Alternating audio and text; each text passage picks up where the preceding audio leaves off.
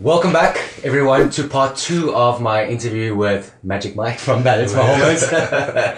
We got off to a bit of a rusty start, but we're in the mood now. So, if you guys haven't seen the first part, we filmed the first part, which covers Balance My Hormones a little bit earlier. And you can find a link to that video in the description of this one. But for part 2 of this video, by the way, I'm Paolo Broccardo. This is Mike from Balance My Hormones, if you don't know already. We're going to cover user questions. Now, I put out a video a while back for users to send the questions regarding testosterone replacement therapy and just, balance my hormones in general. And so today I've got Mike here, fortunate enough to have him here to discuss and answer your questions. So thanks for sending them in, and let's get right to it. Okay, so we have got a question from Gunnar, and he says, how does the prescription process work? Do they just mail you the prescription? All right, so it's a bit more complicated, but it's simple. But patients need to first fill out a patient intake form. Okay. And with all the consents and legal bits on it, so that it's all confidential, encrypted. We gather the data, the information on the patient. The doctor reviews that, and then after she determines based on blood tests that are sent. Then, if the patient's determined to be a candidate for testosterone replacement therapy, then she writes a prescription, which then goes directly to the pharmacy. And the pharmacy ships to the patient with a label on it. So they never have to queue at the pharmacy. They never have to really leave their home, unless they want to set up a face-to-face with the doctor as far as a consultation. That would be the only time. And our doctor comes into to London once a month. And then she also has her own office, her own practice. So we can sometimes arrange something like that. But that's as simple as it. The pharmacy sends it out directly to the patient. And they just pay online, don't they? And they pay online, so yeah. Very good. Hope that answers your question, Gunnar. Okay, and here's another question. I think we've got 2 per person here, so let's go. In one of your videos, the blood results template is identical to the same service Medichecks provide. Are they sending your blood work to Medichecks? So when we initially started the business, Medichecks was one of our suppliers. We had a practitioner account set up with Medichecks, but we've now moved away from that. That's one of our options, but really what a lot of people don't know is many of the blood testing companies are done in just a few labs throughout the UK. Yeah. And they're normally the same labs, and then someone else has got the like Medichecks as their logo above it, but it's really the same lab that's taking all the data. Medichecks provided a nice template, and then we'll put our logo on it initially, but now we've got one of the lab we're working with and a potential third one. But it turns out some of these labs are the actual labs that Medichecks uses at the end of the day, so to actually process the blood, and then the front page of the reports could be a bit different. So because I think what this user was alluding to is like, can't he get his blood work done himself? I guess. Well, so part of it is we provide that service. Yeah. So we find some patients just going there, but the doctor wants specific things. So yes, you can go to Medichecks and order it, but lots of times we have to tell the patient to get something else. It's more specific to what the doctor wants. Yeah. There's some very basic hormone profiles that we need to look at. And so that's also part of the service, and also helps us keep the costs low by having everyone use not just initial blood tests, but also subsequent blood tests going through us. Helps keep the overall service more sustainable for everyone. Very good.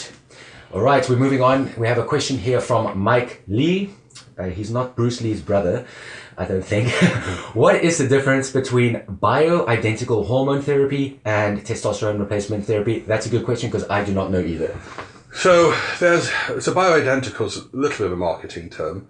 Testosterone, whether it's from a cream or a patch or injection, can be bioidentical. Bioidentical just means it's the same thing that the body really makes. Okay, that makes However, sense. there's a little bit of, I guess not controversy, but a difference between, so if things that are like testosterone enantate, testosterone cypionate, once the enzyme's cleaved, so the enantate part of the body gets removed and it's just a natural testosterone, that's bioidentical testosterone. Okay. But the reason why those the esters are on there are to slow its reaction to the body. So if you took pure testosterone, it would be immediate and you wouldn't get the sustained effect. Okay. So, but the thing that actually goes into the receptor is bioidentical testosterone. Now, some doctors who are more in favor of creams and topicals will say, no, but the creams and topicals are bioidentical because it's just pure testosterone powder mixed in some cream, and then the skin slows down the absorption. They say that's bioidentical, but in reality, any of the testosterone esters, as well as the creams, are bioidentical. So it just depends who you ask. Brilliant! I did not know that. So, thanks for the question. Now you're helping me learn something here too. All right. Okay, he did ask what HCG is. But we covered that in the previous video. I think we covered HCG, right? So if you guys are wondering what HCG is, I could do it. Okay, and should it be used in PRT? So again, HCG was originally derived from pregnant women's urine. Mimics the luteinizing hormone and follicle stimulating hormone. I think today it's recombinantly made. I think in bacteria, but so I don't think it actually gets from the pregnant women. So it mimics the signal that your hypothalamus and pituitary would send down, and your testes would respond to it. So you're taking this, it sees the signal, and it's to make more testosterone and potentially more sperm. You would take it as an adjunct to TRT if you're worried about fertility, wanting to maintain it. You don't have to take it. It's a nice to have if those are your concerns, or if you're worried about the potential atrophy in your testes. Some people atrophy more than others. Some people don't really atrophy very much. So yeah, because I just take plain testosterone. I don't use HCG myself, but I hear everyone talking about it. And I've considered it. I haven't noticed too much atrophy, but maybe it's just because it's been so gradual. I haven't seen it. So maybe I'll try it out in the future and see what the response is. Some people say they feel better on it. Yeah. That it helps upstream, fill in some of these other hormones that aren't being treated. I mean, cholesterol is the basis for steroid hormones in the body, and so if your body's utilizing the cholesterol, it can make some of these other hormones potentially, but. There's just some of the reasons why it's available. There might be a valid case for it for some people. Yeah, some people really they get on very well with HCG and testosterone and anti-estrogen combination. And so if how would you deal with this with balance my hormones? Is it something that the patient would bring up, or does the doctor sometimes suggest? So on the patient intake form, we ask them, which therapies that they would be potentially want to be on, because you can't just have the doctor dictate to the patient this is your therapy, because the patient has to be able to comply at the end of the day. Yeah. And so we try to do a very patient-centric approach. So obviously most patients aren't coming not knowing anything about it, because we've got the internet, people Google and research the different options, they watch your channel, they see things online, they see things from the Americans, and they say, right, can you do this? Yeah. And so we've offered it now that we just ask them what would be the ideal therapy that you think you need, and then the doctor looks it over and based on her medical judgment and evidence-based medicine, looks into it and says, right, this might be the best treatment. Sometimes it doesn't always match up. I mean, if the suggestion is something outside someone's budget, if they can't afford everything, let's just say for argument's sake, you're going to have to make changes. Well, not just that, but also if a patient's coming in and they would prefer topical and they're deathly afraid of needles, we're not the doctor's not going to prescribe them an injection. True. Or if they had a bad reaction to the cream before, then maybe we try something else. That makes sense. And so it's got to be tailored for each patient, rather than just a one-size-fits-all, tick-the-box exercise. Yeah, that makes perfect sense. Okie dokie. Where are we? Okay, so this is from Lee Harnell. He has two questions. He says, if I go with balance my hormones, would I need to come off Nebido to get a base reading through new blood work, or could I produce my previous blood results, which I have kept, to confirm my levels when I started and where I am at now? So he wants to know, would he have to come off Nebido to get a base reading? Not. Okay. No. I mean, if he's already treated elsewhere, and we've got some evidence of when you were originally treated, kind of like me in my case, treatment, we can move you over to balance my hormones and try to, because the last thing we want to do is make you go hypogonadal and suffer the symptoms of low testosterone again, just to prove when you've already done it, you've already been treated. So we want to minimize any discomfort until we can get you onto a different treatment I think modality. I think that's so important because I was in that exact position. You know, I came to the UK and then I wasn't able to get treatment, and I felt miserable as hell. You know, like my levels dropped. You know, there was a big gap between when I was on treatment, then off, and then on again. And it was hell. You don't. It's a bit unfair. It's a bit unfair. I mean, especially. You know, it's not good to go on and off the testosterone. You're not cycling. I mean, some of the studies that have come out say, you know, long-term testosterone replacement's better than cycling on and off of it. And so if you had to force a patient off of it, it's probably not the best option. Yeah, exactly. I mean, unless there was a clear medical reason that you needed to pull them off of it. Exactly. I mean, you're basically on it for life for most guys. You know, if your production has stopped, then you know, it's at least in my case, it's like a lifetime commitment. So you pretty much have to have it all the time. So, unless you want the symptoms to go back. I mean, you're not going to die, you know, if you stop taking it. Yeah. You know, it's not quite like a diabetic, but it does diminish the quality of life down the road and could lead to, you know, shortening of lifespan and, you know, diminishment of your vitality. And no enjoyment of life. And and no sex drive and no, so what's the point of living? That's all right. You know, it's a monk maybe. All right, so he says, secondly, my hope through Balance My Hormones would be to attain elevated levels of testosterone between 800 to 900 nanograms per deciliter.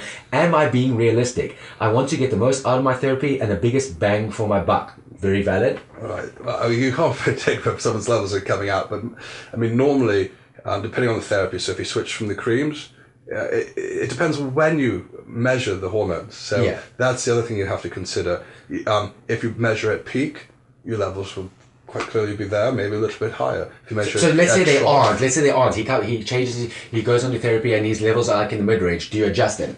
Can you adjust? Can he adjust? Well, if he still has symptoms at mid range, it's not about hitting a number. Just like it's not about hitting a number to qualify for TRT. You don't want to hit a number just to hit a number. Yeah, that's true. If you have a good improvement in quality of life at a certain number, then you know you don't need to worry about it. I mean, that's how I judge it. But think about what happens. You know, you get the blood test. You'll probably get it on the trough level. And on the trough level, it's right before the next time you have to do an injection, the next time you apply the cream.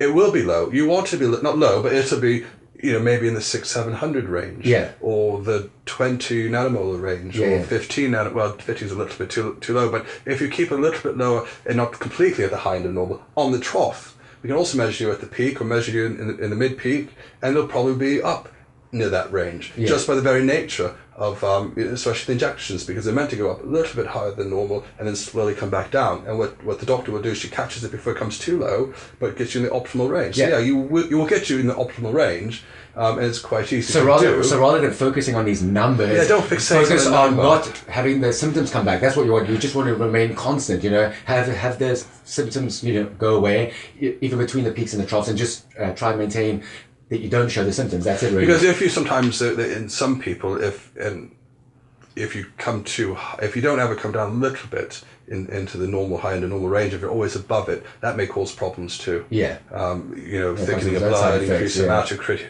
I mean, in some cases it's good. If you've got low hemoglobin, hematocrit is not bad, especially for people who are anemic, but you shouldn't all be so high all the time, but you don't want to have huge peaks and then drop troughs. You don't want that either. Hence, this is why the doctor's not a big advocate of every 3-4 weeks, because that's cruel. It's unfair to a patient to have them have the big ups and the big downs. Makes sense.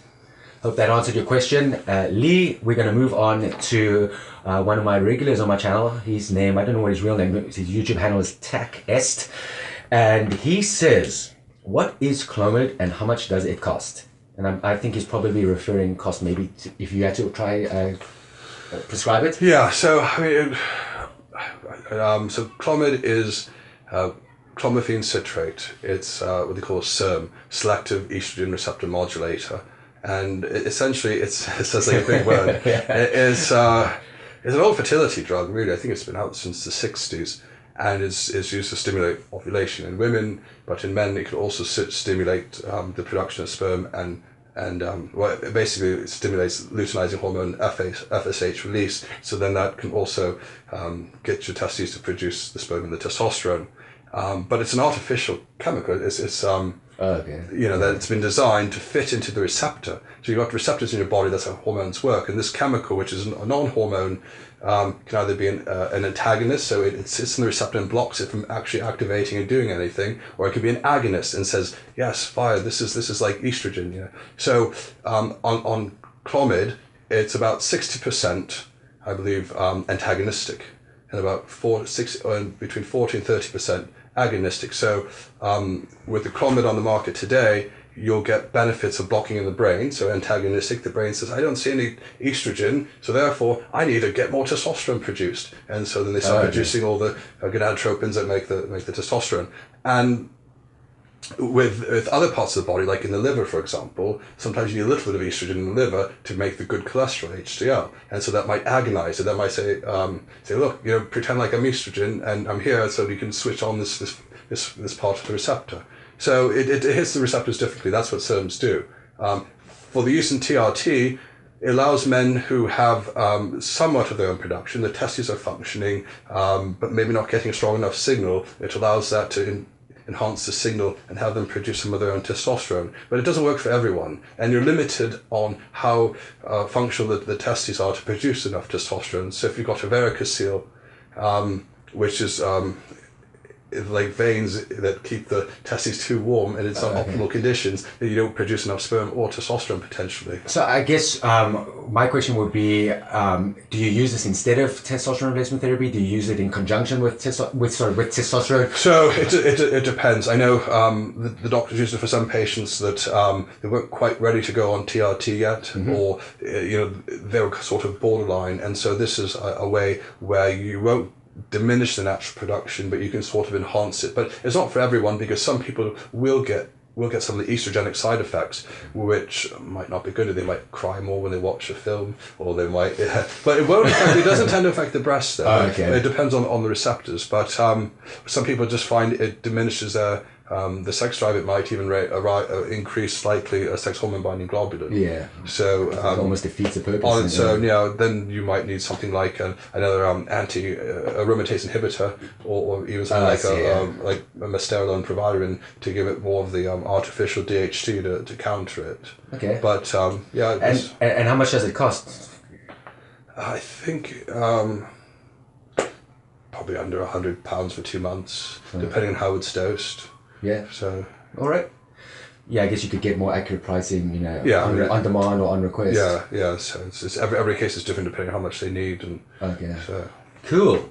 All right. This is a funny question. I don't know if you're going to know the answer to this, so you might have to defer to your doctor. But I'm going to ask the question anyway. Can Clomid make you blind, or at least temporarily? What's true about that? Do you have any idea? Yeah, there's some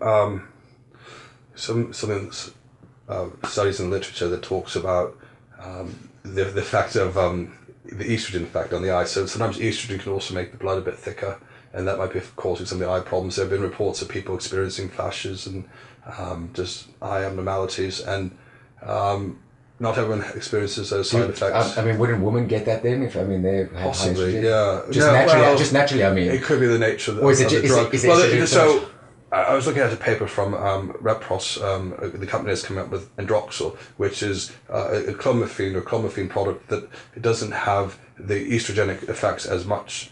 And the reason why they don't is because it's not, it doesn't have as large of an area under the curve, so that it doesn't concentrate as much in the tissues as the Clomid that's available today. And the Clomid that's available today it does get into the tissues of the eye, does get into the lungs, does get into the prostate at a much greater concentration than the one that they're looking to get approval for in Europe and in America, but they haven't done it yet because they haven't been able to prove that it's better than the current therapy, which is testosterone. Okay, so I guess the question really should be, is it safe for use in testosterone replacement therapy? It's questionable whether it's safe for long-term therapy. Okay.